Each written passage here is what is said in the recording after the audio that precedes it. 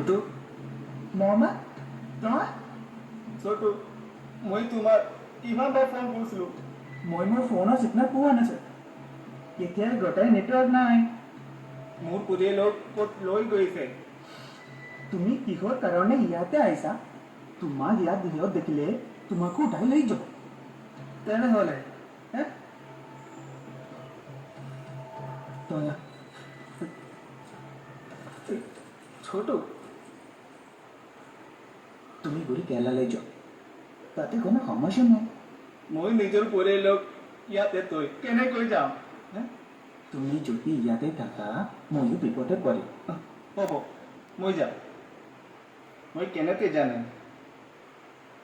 শেষত কোনটো কেম্পত আছে তাত লেখাতে কেম্প আছে তুমি যদি তাত যোৱা তোমাকো বঢ়াই দিব